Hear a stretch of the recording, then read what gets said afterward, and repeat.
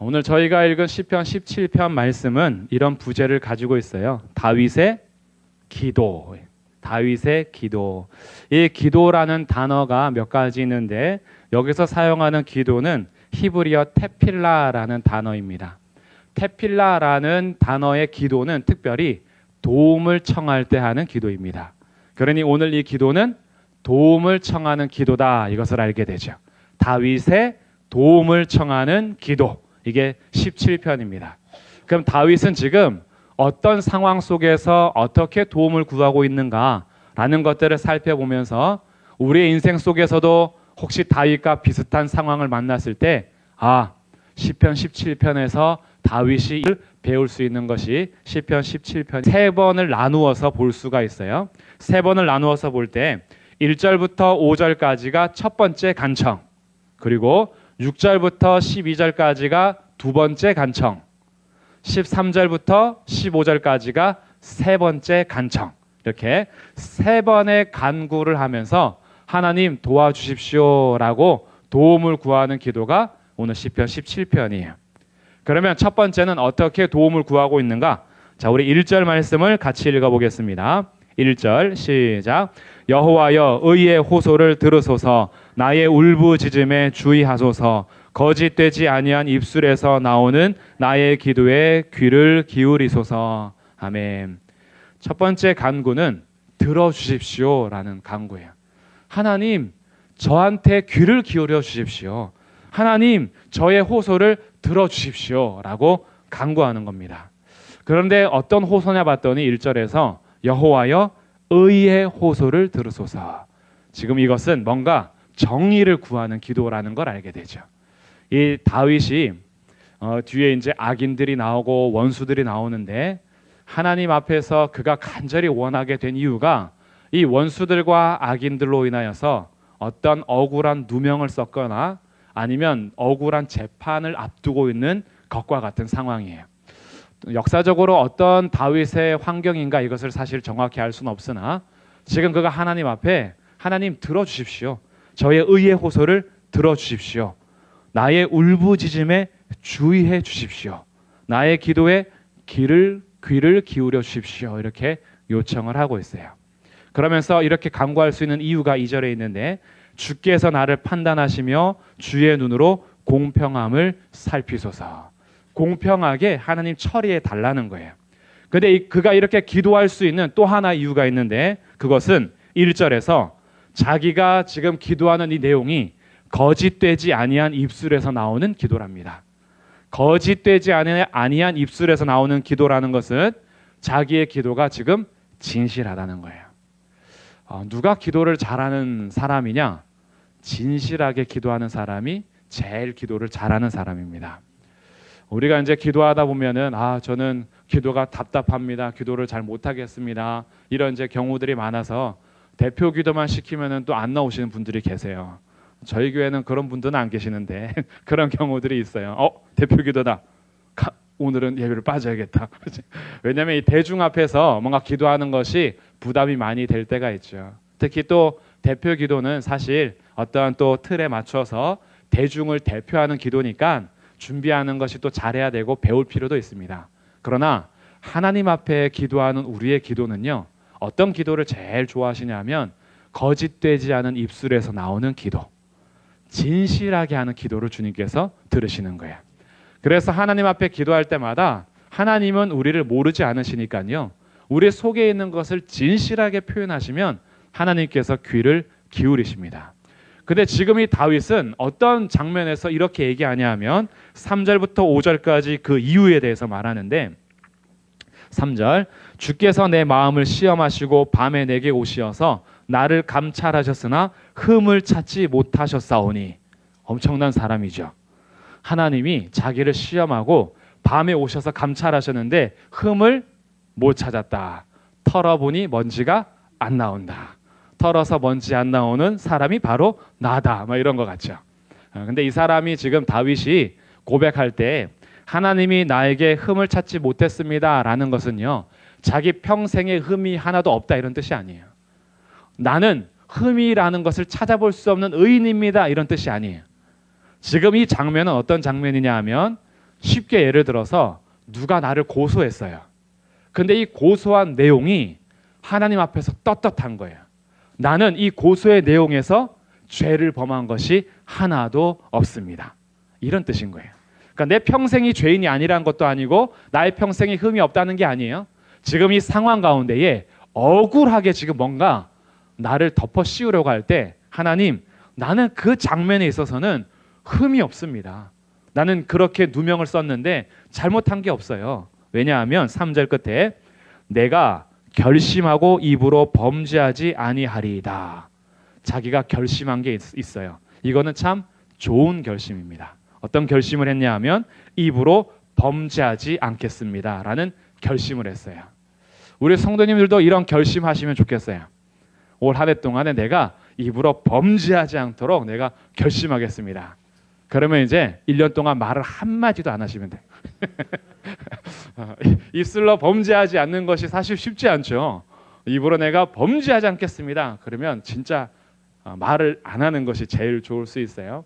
근데 시인이 이 결심을 어떻게 지켜가느냐? 그것이 4절입니다. 사람의 행사로 논하면 나는 주의 입술의 말씀을 따라 스스로 삼갔습니다 라는 거죠. 좋은 결심, 입으로 범죄하지 않겠다라는 결심을 이루는 방법은 하나님의 말씀을 따라 자기를 주의하고 삼갈 때 가능한 일이에요.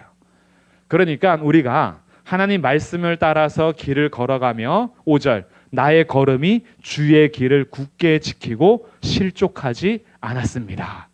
그래서 지금 이 고소한 일에는 내가 흠이 없다는 거예요. 왜냐하면 나는 결심하고 입으로 범죄하지 않으려고 했으며 그러기 위해서 어떻게 살았냐 하면 하나님 말씀 따라 살았다는 거예요.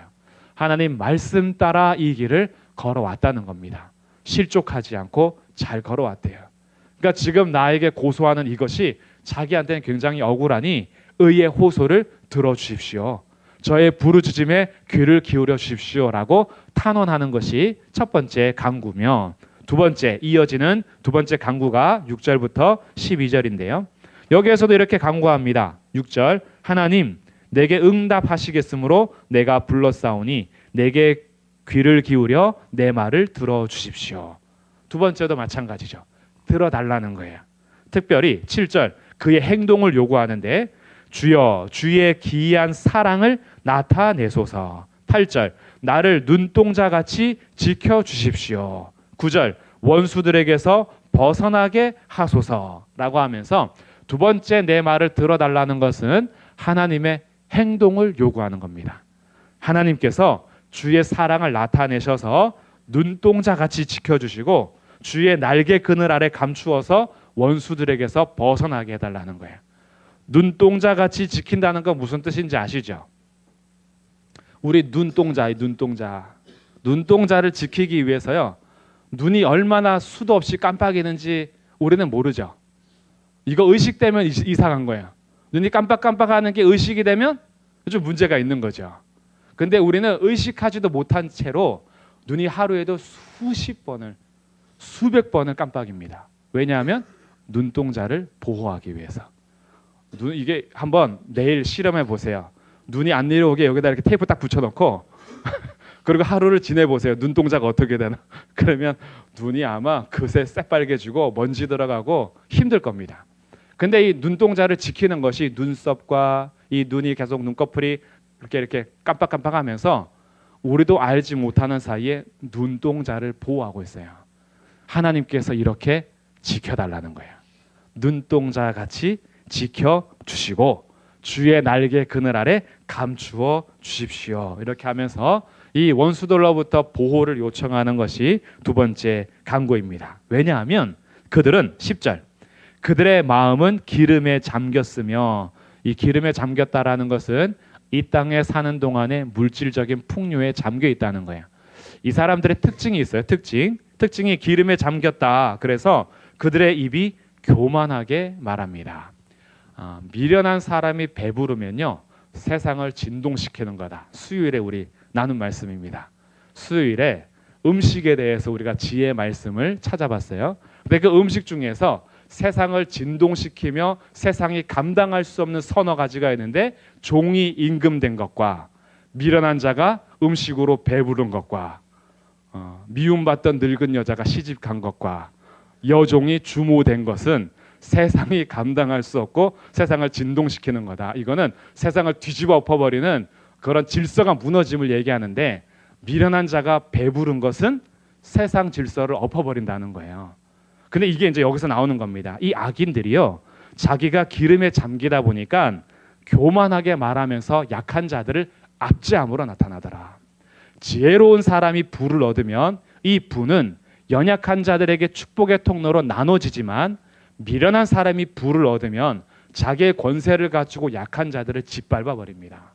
그래서 우리가 부한 자들, 권력자들이 지혜로운 자가 되면 나라가 평안하지만, 그러지 않으면 미련한 사람이 되면 나라가 뒤집어지는 거예요. 어린 아이들과 같은 사람들이 지도자가 된다. 그 공동체는 정말 힘듭니다. 그래서 어른들이 필요해요. 어른들이 사회 질서도 그렇고 교회 질서도 그렇고 어른들이 어른다워야 그 질서가 제대로 되는 거예요. 그런데 이 사람은 지금 미련하여서 기름은 졌는데 이 기름진 것 가지고 오히려 다른 사람들에게 교만하게 행하고 있는 거예요. 그래서 11절에 항상 걸어가는 것을 애워싸서 넘어뜨리려고 하는 거죠. 자기만 서 있으면 돼요. 다른 사람들을 서 있는 꼴을 못 보는 거예요. 그래서 자기의 가진 것으로, 자기의 능력으로, 자기의 권력으로 어떻게 해서든지 넘어뜨려서 자기만 서려고 하는 사람들, 이 사람들이 악인들이라는 거죠.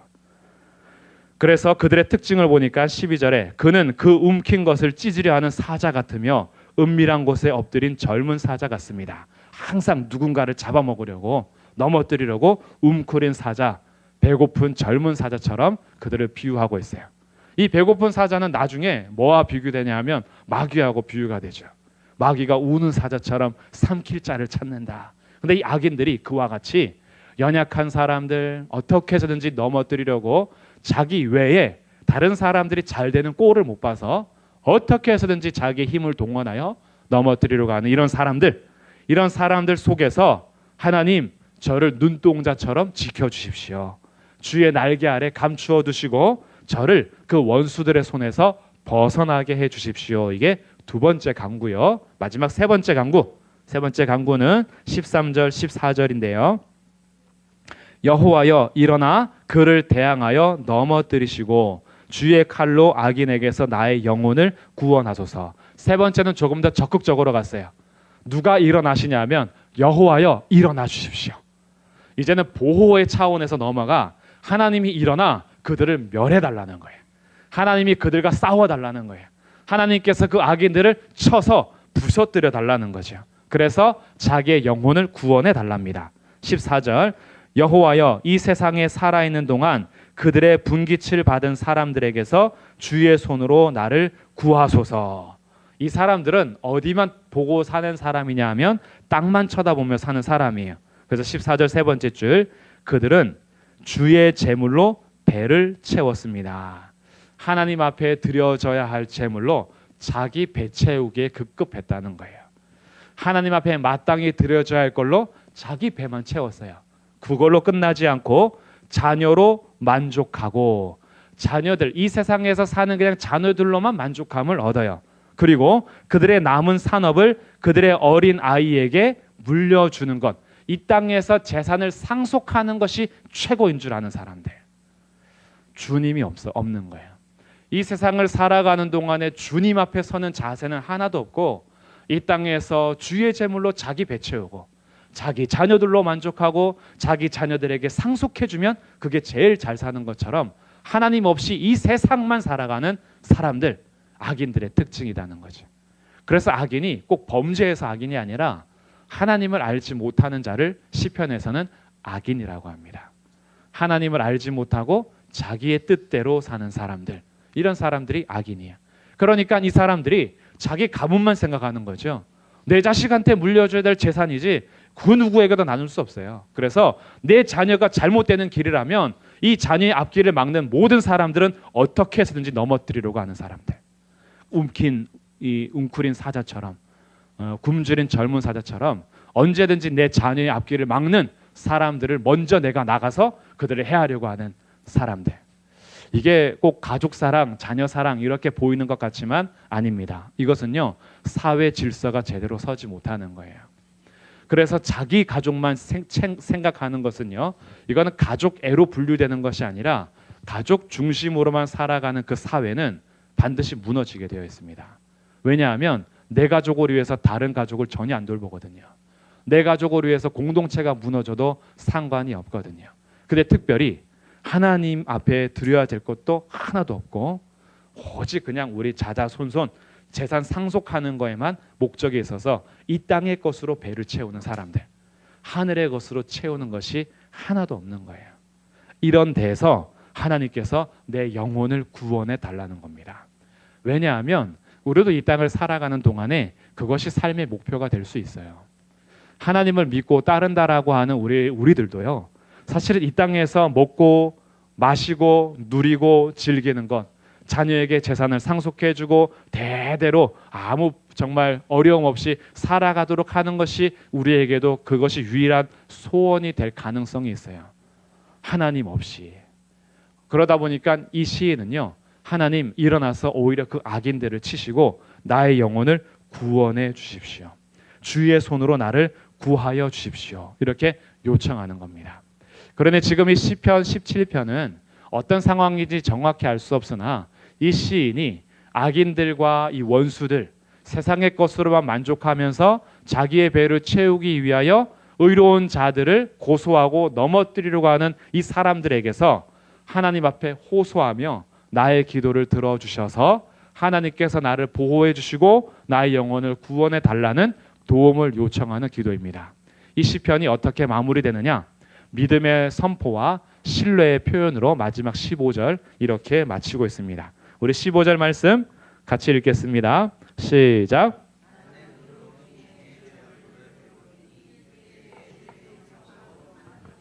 아멘.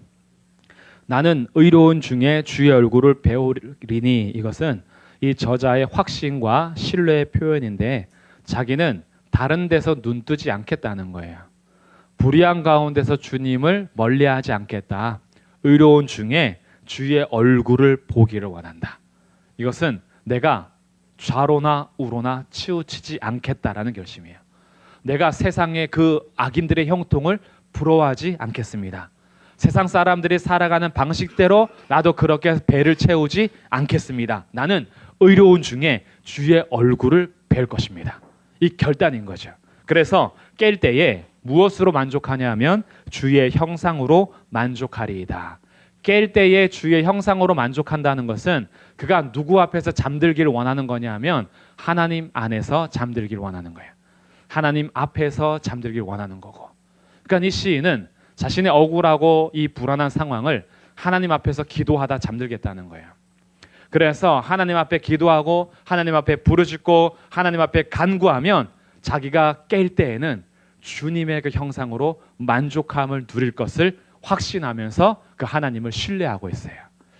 오늘 우리 기도하는 이 자리가요, 이 마지막 15절의 고백처럼 하나님 앞에서 잠들고 하나님 앞에서 그 얼굴을 뵙기를 원하며 하나님의 형상으로 만족하리라는 그러한 마음으로 기도의 자리에서 일어나고 깨는 그런 시간이 되기를 주님의 이름으로 축복합니다.